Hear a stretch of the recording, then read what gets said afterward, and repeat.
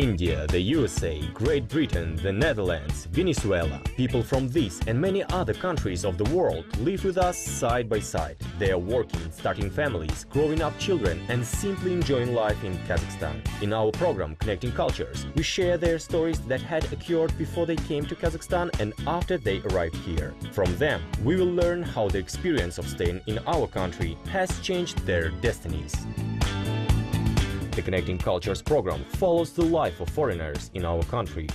Connecting Cultures is true stories told by representatives of many nations living and developing in Kazakhstan, and for whom our country has become a home.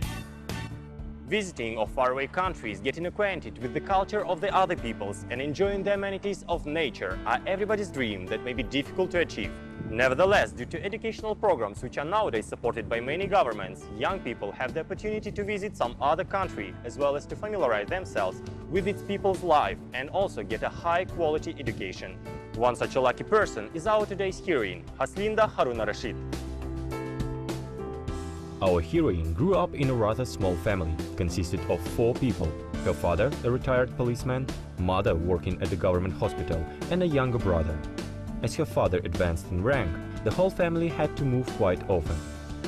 Due to these events in her life, Haslinda became able to make new acquaintances with great ease, find common ground with strange people, and be always surrounded by a great amount of friends.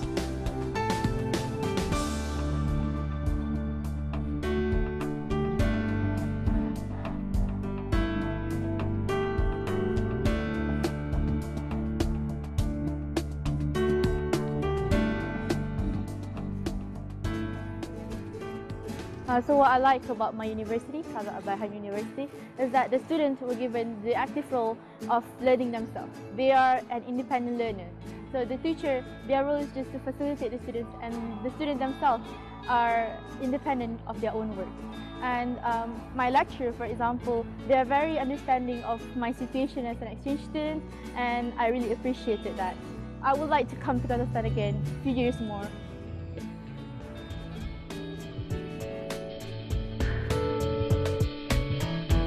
Haslinda, could you tell us a little bit about places where you were born and grew up and some features of your culture? I came from Malaysia, particularly in a small state called Pulau Pinang, or in English it's called Penang. So Penang is actually an island and also apart from the mainland. So it is a 2 separate parts, but it's a 1 state. Penang is like a suburb area, but still pretty much a city place. And it is one of the most highly tourist attraction. In primary school, I went to a co-ed school, means that it's a mix between girls and boys school. And at that school, ever since I was a kid, since Malaysia has a multiracial people, so I have friends, Indian friends, Chinese friends, and also Malay friends. So there's no problem of interaction between different culture and races. So we, like Kazakhstan, we are multicultural. We have been independent for almost 60 years now. So we have been assimilating, and so in terms of food, in Malaysia you can get everything because of the different races and culture. And as for clothing as well, as a Malay, although I'm wearing hijab, but there is a freedom of expression as well, because there is a fashion in Malaysia where we call hijabster, a combination of hijab and also hipster. So it is another form of expression of you may cover up, but there's a different way of you covering up and also to be more expression. In Malay culture, when we wanted to pass in front of an older people, we need to bow down a bit and then we walk past by them.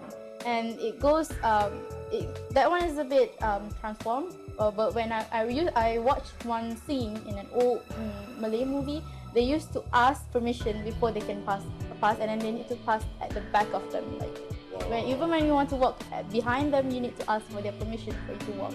So that's another sign of respect to older people. And I think that that's the same with Kazakh culture as well, because you guys are like extended family and you have older people as well. So a sign of respect to the elders are like Malay culture as well.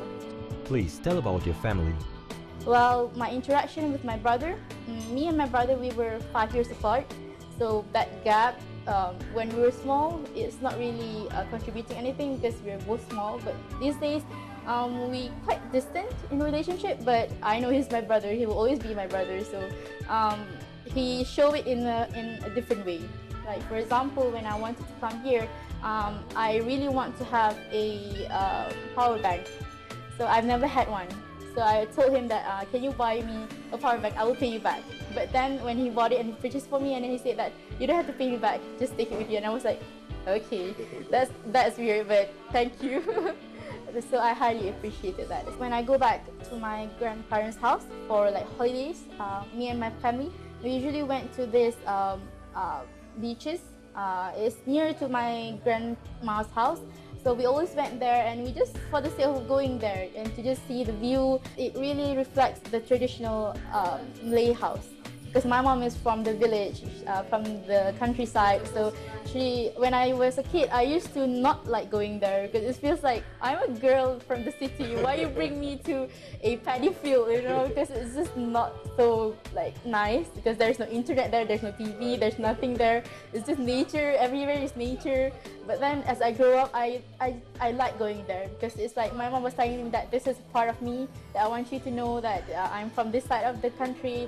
So it's good to know that. It's good for you to know that I'm from this side, and it's good for you to know as well that we are just a humble people. So visiting those places is one of the things that I like to do with my family. I can say that my childhood was blissful because my parents let me do whatever I want, but they still restrict me of like what I should and shouldn't do.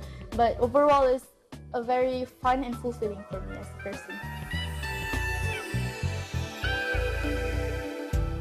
While taking a decision to apply for the student exchange program, our heroine did not expect that she would win a grant for studies in a foreign country. However, she was more surprised by the fact that her parents did not prevent her from making this decision, but supported her in it. When Haslinda faced the choice between two countries to study, Korea and unknown to her Kazakhstan, she decided to go with her friends, the other participants of the program, exactly to our country to get acquainted with another culture.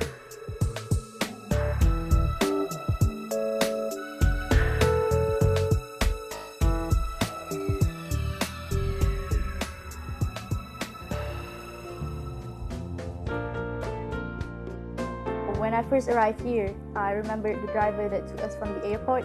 He said that this is just the normal weather of summer, but for me it's cold because the air was different. And I remember on that day, the driver said that you can't predict winter here in Kazakhstan. I remember the first snow that fallen a few days ago. It was like I just can't imagine that I'm seeing snow here because it's only autumn. And then it was morning at that time, around 7 o'clock, and I just woke up. But I was looking out at the window, and I saw the trees. Was like, why is there something on the trees? Why is it so white? And then I put on my spectacles, and I was like, whoa, it's snow! Like it's legit snow. Tell us about some peculiarities of your studies at this university. Firstly, when back in my university, I'm taking Bachelor of Arts in English Language Studies.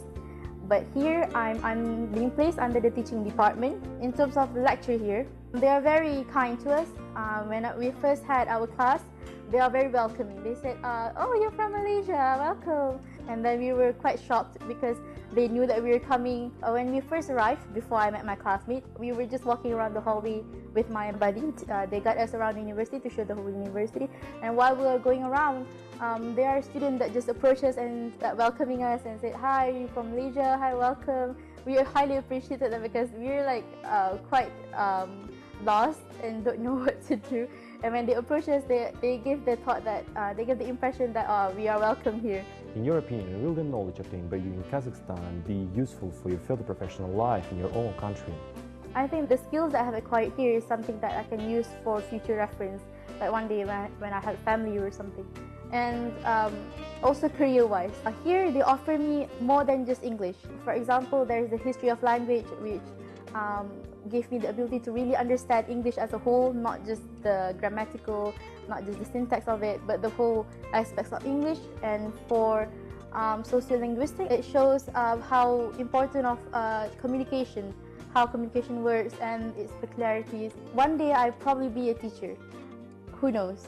So all the knowledge that I acquired here is something that is practical. It's not just theoretical, it's practical. One of my lecturers, she uses a classroom that is like a meeting room. So you are giving the student a single place for them to sit, and then you are facing face to face with them. And then and that is something that I think is very practical and also approachable, because the teacher can see eye to eye with the student and they can have a lively interaction with the student. So sitting in circle, giving them the experience of in real life situation. That is one of the examples that I want to apply to my students. There is one class studying of terminologies of teaching terminologies and also applying it. So this class, the lecturer, she's very good at applying the term that she's trying to teach into classes, because there is one class that I attend. She wanted us to present all the terminologies mind map that we had done during class. So we presented it, and we presented it to our classmates. And the direction is that for them to look at the whole mind map and choose which one is the best interest for them. So we are showcasing our mind map that we had done for the last few weeks. And then this interaction is really valuable because it gives the student the active role. They go around and they find what they wanted to find.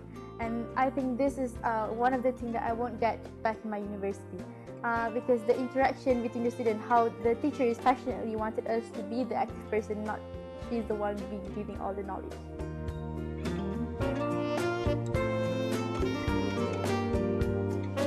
Thanks to the mother's caring attitude towards her, Haslinda has been interested in reading books in Malay as well as in English since her childhood that improved her linguistic knowledge.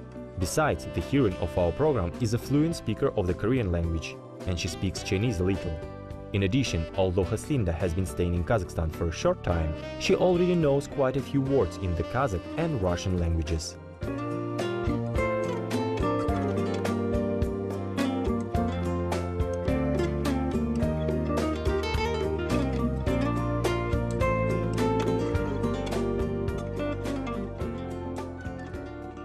What attractive places in Kazakhstan have you been able to visit, and what cultural features have you already got acquainted with? Kazakhstan is big, so you need time to go and visit all the places that my friends suggested. So far, I have visited Issyk Lake and also Sharing Canyon. Both are very beautiful places, especially Issyk Lake, because I went there when the cold air hasn't come in yet, so it's the perfect weather for walking. And Issyk Lake was just beautiful with the views very clear. And while I'm here, I managed to go to Kyrgyzstan, and I can't wait to go to Mido and Koktobe and also Shimbulak. In terms of culture, such as inviting your friends to your house, is something that is similar as well to Malay culture, because we like to welcome our guests. So we love having our guests come to our house and serve them with our best dishes from home. So I experienced that here, and I somehow feel that I'm somehow a bit like at home. And that is one of the similarities. And another is that when you shake hands with people, it is interesting to see that, we shake hands with both hands as well. And we do the same thing in Malay culture as well. Please share your plans for the future with us. For the near future, I'm on my second year in studying. So I'll have another year of studying, which is in Bachelor of Arts in Language. So I'm planning to continue my master. I plan to go for analyzing language and communication, because it's interesting how English now is being used as the lingua franca, how language now is the globalization of the world these days. So it will be interesting to look at that, and also connecting with my Malaysian culture, and see how English will shift that culture that we have been preserved all these years. If I had the opportunity, I want to go to Britain, to Europe countries, because they are the native speakers, right? So you need to learn from the native for you to be a professional. I would love to be a lecturer, because giving back to the people is a noble thing to do. But for fun time, I want to be a newscaster, because articulation and also interaction is very interesting for me to be a lecturer and also to experience it myself.